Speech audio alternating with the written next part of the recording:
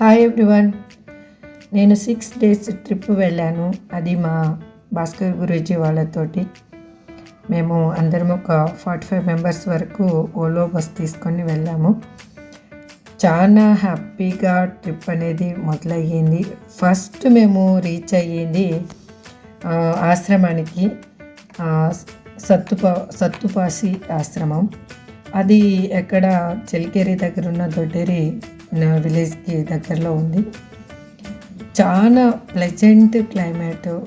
నేను అంటే మా గురూజీ వాళ్ళతోటి డిఫరెంట్గా ఆశ్రమాలకి వెళ్ళాను.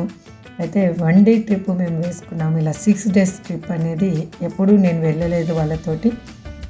ఎన్నిసార్లు అవకాశం వచ్చినా కూడా నాకు వెళ్ళడానికి కుదరలేదు. నా కృష్ణ ఈసారి నాకు ఆ అవకాశాన్ని కల్పించాడు.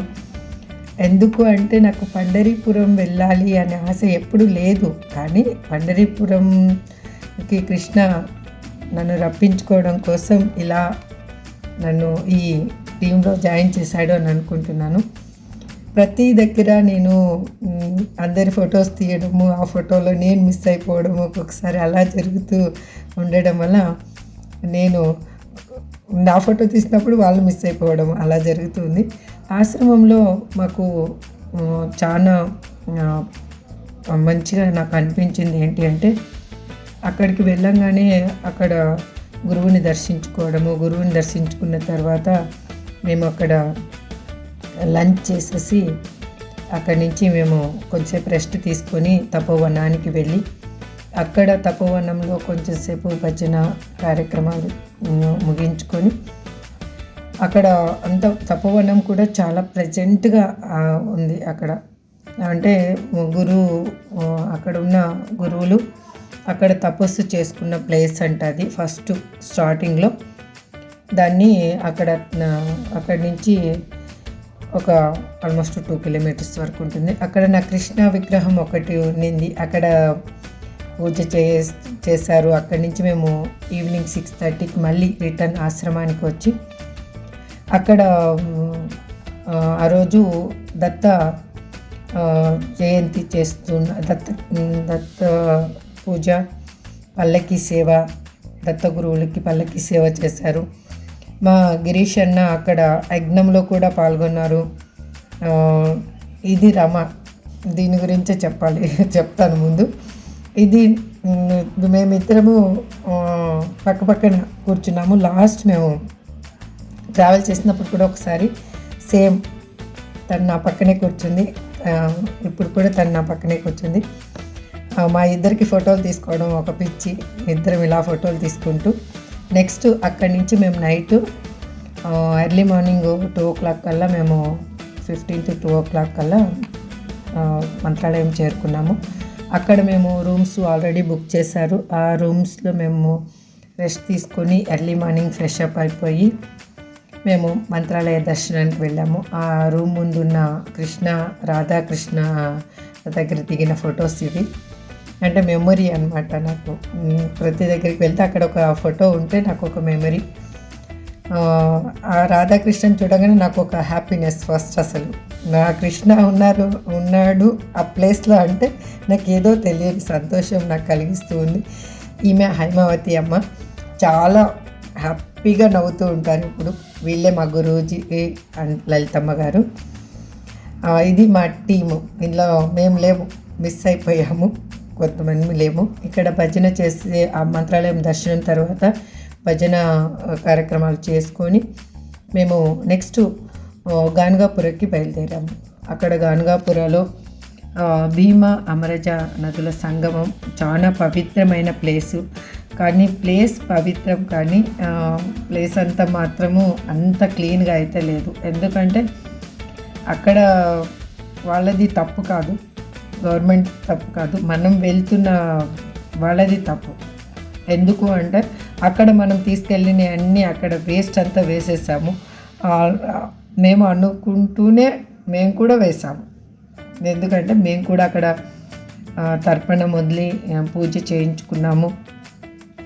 మాకు ఏంటంటే భాస్కర్ గురూజీ వాళ్ళ బావగారు మా వెంట రావడంతో మాకు అన్ని వాళ్ళు మంత్రాలతో సహా నామగోత్రాలతో సహా మాకు అక్కడ పూజ చేయించారు. చాలా సంతోషంగా అనిపించింది. ఎర్లీ మార్నింగు ఈ ఫొటోస్ తీసినందుకు వీరేష్కి అయితే థ్యాంక్ యూ సో మచ్ అని చెప్తూ ఉన్నాను. ఎందుకంటే నేను పిక్స్ తీసుకోలేను. నేను ఆ ఫొటోస్ తీయమని అడిగినప్పుడు తను చాలా హ్యాపీగా ఫొటోస్ తీసి మళ్ళీ నాకు అంతే హ్యాపీగా నాకు మళ్ళీ సెండ్ చేయడము నాకు చాలా బాగా అనిపించింది. అక్కడ ఏంటి అంటే అక్కడ అమరజ నది అనేది అంతగా కనిపించదు. భీమా నది మాత్రం కనిపిస్తుంది. అమరజ నది ఒక పాయ అక్కడ సంగమం అవుతుందంట. అక్కడి నుంచి మేము గాన్గాపురలో దత్తపాదుకల్ని దర్శించుకోవడానికి వెళ్ళాము. అక్కడ గాన్గాపుర చాలా ఫేమస్ టెంపుల్. మా అమ్మ వాళ్ళు కూడా చెప్తూ ఉండేవాళ్ళు గాన్గాపుర చాలా ఫేమస్. ఎందుకంటే దత్తాత్రేయ స్వామి అక్కడ పాదుకలు ఉన్నాయి, నిజ పాదుకలు అని అక్కడ ఉన్నాయి. అందుకు అక్కడ అమ్మ వాళ్ళు కూడా వెళ్ళొచ్చారు చాలాసార్లు. కానీ నేను వెళ్ళడానికి ఎప్పుడు కుదరలేదు. ఈ రకంగా నాకు అవకాశం కల్పించిన మా భాస్కర్ గురూజీకి అయితే జన్మ మొత్తం నేను రుణపడి ఉంటాను. ఎందుకంటే నాకు వెళ్తాను అన్న థాట్ లేదు, వెళ్ళాలి అన్న ఆశ ఎప్పుడూ లేదు, నాకు ఎక్కడికి వెళ్ళాలన్న ఆశ కూడా లేదు. కానీ దేవుడు ఎక్కడికి ఎవరిని రప్పించుకుంటారో ఆ దేవుడికే తెలుసు. ఈ మా టీంలో వచ్చేసి 2 గాన గంధర్వులు ఉన్నారు, గిరీష్ అన్న, నాగరాజ్ అన్న. అక్కడ కనిపిస్తున్నారు కదా రెడ్ టెస్ట్ షర్ట్లో వాళ్ళు. తర్వాత మేము అక్కలకోట ఆశ్రమానికి వెళ్ళాము. అక్కడి నుంచి మేము తుల్జాపూర్ ఈవినింగ్ తుల్జాపూర్కి వెళ్ళేసి అక్కడ దర్శనం చేసుకొని తుల్జాపూర్ నుంచి మళ్ళీ అక్కడ తుల్జా భవానీ టెంపుల్ దర్శనం అయిపోయిన తర్వాత అక్కడే మాకు కొంచెం లేట్ అయ్యింది. తుల్జాపూర్లో చాలా జనం ఎక్కువగా ఉండడం వల్ల మేము అక్కడ దర్శనం చేసుకోవడానికి కొంచెం టైం అనేది పట్టిందనమాట. ఇంకా మిగతా ప్లేస్లలో మాకంత టైం అనేది తీసుకోలేదు. ఆ తుల్జాపూర్లో మేము దర్శనం చేసుకున్న తర్వాత నెక్స్ట్ మేము రిటర్న్ అనేది రిటర్న్ అయిపోయాము. అక్కడి నుంచి మేము పండరీపురకి బయలుదేరాము తుల్జాపూర్లో. ఇక్కడ అప్పుడప్పుడు మధ్య మధ్యలో మా పిక్స్ మా గోల అదనమాట. పండరీపురకి మేము నైట్ రీచ్ అయ్యి అక్కడ మేము డిన్నర్ చేసేసి రూమ్స్లో మేము రెస్ట్ తీసుకొని ఎర్లీ మార్నింగ్ పండరీపుర పాండురంగ స్వామి దర్శనానికి వెళ్ళాము. పాండురంగ స్వామి దర్శనానికి వెళ్ళి నాకు శారీ తీసుకెళ్ళాను. కానీ నాకేమనిపించిందంటే పాండురంగ స్వామి దర్శనానికి వెళ్తే ఇంత హీట్లో నేను శారీ కట్టుకుంటాను, కానీ కట్టుకోవాలి అన్న ఇంటెన్షన్ తోటి శారీ కట్టుకున్నాను. కానీ చాలా హ్యాపీగా అనిపించింది. ఈమె మా వదిన. మేమందరము ఇక్కడ చూడండి, మేము టెంపుల్ దర్శించుకున్న తర్వాత మనకి ఏంటంటే ఒక మెమరీ కోసమని టెంపుల్ ముందు మేము కొన్ని ఫొటోస్ తీసుకున్నాము. కొంతమంది ముందు వెళ్ళడం వల్ల ఇంట్లో కొంతమంది మిస్ అవ్వడము అలా జరిగింది. టీమ్గా మొత్తము తీసుకోవడానికైతే కుదరలేదు. పాండురంగ స్వామి దర్శనం అయితే చాలా బాగా జరిగింది. అంటే మాకు ఎక్కడికి వెళ్ళినా అది పాండురంగ స్వామి దయ్యేమో నాకు తెలీదు. తర్వాత మేము కొల్లాపూర్ వెళ్ళాము. కొల్లాపూరి మహాలక్ష్మి టెంపుల్ని విజిట్ చేసాము. అక్కడ కొల్లాపూర్ మహాలక్ష్మి టెంపుల్ ఆఫ్టర్నూన్ అయ్యింది. మాకు బాగా చాలా ఎండగా ఉంది, చాలా ఎండ. అక్కడ ఆ టెంపుల్ చెప్పులు ఒక దగ్గర వదిలేసి టెంపుల్కి మేము నడుచుకుంటూ వెళ్ళడము. అక్కడంతా చాలా హీట్ ఉండడం వల్ల కొంచెం అక్కడ మాత్రమే సఫర్ అయ్యాము. ఇంకెక్కడ ఏమీ ప్రాబ్లం అనిపించలేదు. అంటే సఫర్ అంటే అట్లేం కాదు, నార్మల్గా ఆ ఎండలో నడవడం అలవాట్లేదు కాబట్టి అలా ఫీల్ అయ్యాము. కొల్లాపూర్ మహాలక్ష్మి టెంపుల్ దర్శనం అయితే చాలా బాగా అయ్యింది. వీడు నాటి ఫెలో. తర్వాత మేము సౌదత్తి టెంపుల్కి రేణుకా ఎల్లమ్మ టెంపుల్కి వెళ్ళాము, సౌదత్తి. అక్కడ మేము నైటు అక్కడ రూమ్స్ తీసుకొని అక్కడ ప్రతి చోట వెళ్ళిన దగ్గరల్లా మేము ఎక్కడ నైట్ హాల్ట్ చేయాలనుకున్నారో అక్కడ రూమ్స్ ఆల్రెడీ ఫస్టే బుక్ చేసి ఉండడం వల్ల ఎటువంటి ప్రాబ్లం అనిపించలేదు. అంటే ఫస్ట్ అంతా ప్లానింగ్గా చేసుకుంటూ వచ్చారనమాట. దానికి అక్కడ సౌదత్తి రేణుకా ఎల్లమ్మ టెంపుల్లో ఒక విశేషం ఏంటంటే ఎక్కడ చూడు పసుపు కుంకుమలే ఉంటాయి. టెంపుల్ సరౌండింగ్స్ మొత్తం పసుపు కుంకుమ చల్లే ఉంటారు. లోపల దర్శనం అయిపోయిన తర్వాత బయటకు వచ్చేసి భజన ముగించుకొని మళ్ళీ మేము రిటర్న్ అయ్యాము. అక్కడి నుంచి సౌదత్తి నుంచి మేము రిటర్న్ అక్కడికి ఒక హెబ్బలి ఆశ్రమానికి వెళ్ళాము. అక్కడి నుంచి ఒక ఆశ్రమాన్ని విజిట్ చేసాము మేము. అక్కల్కోట్లో ఒక ఆశ్రమము, ఫస్ట్ ఒక ఆశ్రమం, ఇది థర్డ్ ఆశ్రమము. ఇక తర్వాత మేము హంపి దగ్గరున్న వెంకటాపురంకి వెళ్ళాము. అక్కడ కూల్ అండ్ ప్లెజెంట్ క్లైమేట్ అండి, నాకు చాలా బాగా నచ్చింది. చుట్టూ అట్టి తోటలు, మధ్యలో ఆశ్రమము. అస్సలు నాకైతే ఆ ప్లేస్ వదిలేసి రావాలనిపించలేదు. లైఫ్లో ఇంకేం కావాలి, అక్కడ 3 పూట్ల ఫుడ్ పెడతారు, సేవ చేసుకోవడానికి అక్కడ గురువులు ఉన్నారు, ఇంకా టెంపుల్స్ ఉన్నాయి. నా ఇష్టమైన ఆంజనేయ స్వామి ఉన్నారు అక్కడ. చుట్టూ చూస్తే కొండలు, డౌన్లో వచ్చేసి పొలాలు. చాలా క్లైమేట్ అంటే ఎంత కూల్గా ఉందంటే ఇంకా ఎందుకంటే ఇంకా నియర్ దగ్గరకు వచ్చేస్తూ ఉన్నాం కాబట్టి ఇంకా మేము వచ్చేటప్పుడు ఇంకోటి ప్లస్ పాయింట్ ఏంటంటే వర్షం కూడా పడింది. వర్షం పడి కూల్ అయిపోయింది, క్లైమేట్ కూడా కూల్ అయిపోయింది. అక్కడ కొల్లాపూర్ మహాలక్ష్మి టెంపుల్లో మాత్రమే కొంచెం ఎండ సఫర్ అయ్యాం, కానీ ఇంకెక్కడ సఫర్ అవ్వలేదు.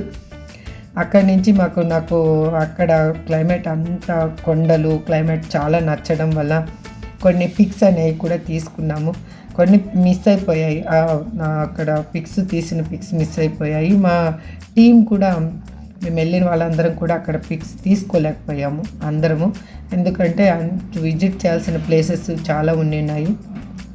నెక్స్ట్ అక్కడి నుంచి మేము అంజనాద్రి బెట్టకు వెళ్ళాలి. ఫస్ట్ స్టార్టింగ్లో ట్రెక్కింగ్ పాయింట్ లాగా అంజనాద్రి బెట్టకు వెళ్ళాలి అని అనుకున్నాము. అక్కడ హనుమంతుడు జన్మించిన స్థలం అని చెప్తారు ఇక్కడ. అది అంజనాద్రి బెట్ట 350 స్టెప్స్ ఉన్నాయి. బట్ పైనకి వెళ్ళేలోకి కొంచెం ఎండగా ఉండింది, కానీ అంతేమీ ప్రాబ్లం అనిపించలేదు. అందరూ మళ్ళీ రీచ్ అయిన తర్వాత మళ్ళీ అక్కడ కొంచెం సేపు వెయిట్ చేసాం కదా, అక్కడ కొన్ని పిక్స్ తీసుకున్నాము. ఎందుకంటే మెమరీ ఉండాలి ప్రతి చోట వెళ్ళిన దగ్గర అనేసి పిక్స్ తీసుకున్నాము. అందరూ నన్ను వదిలేసి పిక్స్ తీసుకుంటున్నారని నేను వెళ్ళేసి సడన్గా మా గురూజీ గారి పక్కనే నిలబడాలి అనేసి నేను నిలబడ్డాను. నాకు అదొక హ్యాపీనెస్, మా గురూజీ పక్కన ఉంటే నాకు అదొక సంతోషం అనిపిస్తూ ఉంటుంది. ఎందుకో తెలియదు నాకు, ఐ ఫీల్ హ్యాపీ. అది ఎలా ఎక్స్ప్రెస్ చేయాలో కూడా నాకు తెలియదు. తర్వాత మేము దానికంటే ముందు నవబృందావనం, అంజనాద్రి బెట్ట తర్వాత నవబృందావనం చూసాము. అక్కడ 9 గురువులు అక్కడ వాళ్ళని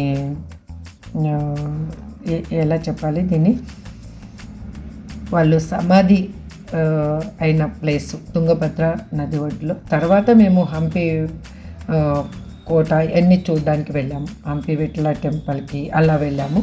బట్ అక్కడ మేము ఈ హంపి దర్శించుకునేటప్పుడు ఒక గైడ్ని అక్కడ హైర్ చేసుకున్నారు. వాళ్ళు నీట్గా ప్లేస్ విశేషాలు, అక్కడ సప్తస్వరాల మంటపము, దాని విశేషాలు. సప్తస్వరాల మంటపంలో ఇప్పుడు ఎవరిని అలో చేయటం లేదు. అక్కడ ఒక్కొక్క పిల్లర్కి ఏమేమి మ్యూజిక్ వస్తుందని అక్కడ ఒక స్కానర్ పెట్టారు. దాన్ని మనం స్కాన్ చేసి మనము గూగుల్లో సెర్చ్ చేస్తే ఆ మ్యూజిక్ అనేది మనకి మనము వినొచ్చు అనమాట. అక్కడ అది ఆ ప్లేస్లో అటాక్ అయినప్పుడు ఏమేమి అక్కడ మనం ఏం లాస్ అయ్యాము, అక్కడ ఏమి ధ్వంసం అయ్యాయి, అవన్నీ నీట్గా వివరించారు. ఇదే సప్తస్వరాల మంటపము. అక్కడ ఏంటి అంటే మనము పోగొట్టుకున్నది ఏంటి అనేది నాకు అర్థమైంది అక్కడికి వెళ్ళిన తర్వాత. అంటే ఎంత మనము రిచ్‌గా ఉన్న వాళ్ళము, ఎలా మన స్థితి అలా ఒక్కొక్క స్టెప్ మన భారతదేశంలో తక్కువ అవుతూ వచ్చింది అనేది నాకు అక్కడికి వెళ్ళిన తర్వాత తెలిసింది. మనిషి జీవితం కూడా ఇంతే. నాకు మా గురువు గారితోటి ప్రయాణం చేస్తున్నప్పుడు నాకు కొంచెం దూకుడు ఎక్కువ. నా వయసు కాదు కానీ నాకు ఏంటంటే నాకు తెలియకుండానే ఒక్కొక్కసారి అల్లరి చేసేయడము, ఒక్కోసారి మాట్లాడడము అలా చేస్తున్నప్పుడు మా గురువుగారు నాకు ఒక స్పీడ్ బ్రేకర్ లాగా అనమాట, ఒక స్పీడ్ బ్రేక్ వేసేవాళ్ళు. ఆ స్పీడ్ బ్రేకర్ వచ్చినప్పుడు స్లో అవ్వాలి అన్నట్టుగా లక్ష్మమ్మ అనేవాళ్ళు. ఆ ఒక్క మాటే చాలు నాకు, అంటే నేను ఇక్కడ ఫాస్ట్ అయిపోతున్నాను అనేది నాకు అర్థమయ్యేది. అక్కడ స్లో అయిపోయేదాన్ని నేను. అంటే నాకెందుకో తెలియకుండానే నేను రియాక్ట్ అయ్యేదాన్ని. ఇప్పుడు మేము అది నవ బృందావానికి వెళ్ళడానికి బోట్లో వెళ్ళాలి, 2 బోట్లు మారాలి. బోట్లో వెళ్ళేటప్పుడు అక్కడ మళ్ళీ మేము రిటర్న్ వచ్చేటప్పుడు అక్కడ తుంగభద్రలో మా గురువు గారు పర్మిషన్ ఇచ్చారు, తుంగభద్రలో ఇంకా చిన్నపిల్లల్లాగా ఆడుకోండి అనేసి. మంచిగా చాలా హ్యాపీగా ఎంజాయ్ చేశాము. నేను చాలా రోజుల తర్వాత స్విమ్మింగ్ చేశాను తుంగభద్రలో. ఎప్పుడో నేను చిన్నగా ఉన్నప్పుడు సిరుగుప్ప దగ్గర ఉన్న దడసూర్ అనే ప్లేస్లో డాడీ వాళ్ళు ఉండేవాళ్ళు. అక్కడ తుంగభద్ర ఉండేది, ఇదే తుంగభద్ర అక్కడ కూడా. అప్పుడు అక్కడ స్విమ్ చేసిన ఇదైతే గుర్తుంది. తర్వాత నేను తుంగభద్రలో ఎప్పుడు స్విమ్ చేయలేదు. అక్కడి నుంచి నవ బృందావన చూసుకొని మేము రిటర్న్ అవుతూ ఇదంతా హ్యాపీగా స్పెండ్ చేస్తూ అందరూ చిన్నపిల్లలాగా అయిపోయారు అక్కడ. ఎవ్వరూ ఏజ్ మర్చిపోయి తుంగభద్రలో స్విమ్ చేస్తూ ఉంటే చాలా హ్యాపీగా అనిపించింది. అక్కడి నుంచి మళ్ళీ విఠలేశ్వర టెంపుల్కి వెళ్ళాము హంపీలోనే. ఇది అక్కడ విఠలేశ్వర టెంపుల్ దగ్గర శివుడు ఉన్నాడు. అక్కడ శివ దగ్గర ఒకటి స్పెషల్ ఏంటి అంటే ఒకటి చిన్న స్టోన్ లాగా ఉంటుంది. ఆ స్టోన్ అనేది మనం 2 చేతులతో ఇలా పట్టుకుంటే మన మనసులో ఏమన్నా అనుకుంటే అది నెరవేరుతుంది అంట. బట్ నేను మనసులో ఏమనుకున్నానో మీకు ఎవరికి చెప్పను కానీ, బట్ నేను పట్టుకున్నాను, 2 చేతులు నాకు టచ్ అయ్యాయి. ఇంకా అది కంప్లీట్ అయిన తర్వాత అందరము హ్యాపీగా ఇంకా రెస్ట్ తీసుకుంటూ అందరూ నిద్రలోకి జారుకుంటూ రిటర్న్ ప్రయాణం అనేది స్టార్ట్ అయిపోయింది. ఒక్కొక్క నిద్రలో జారుకుంటూ రిటర్న్ ప్రయాణం స్టార్ట్ అయ్యింది.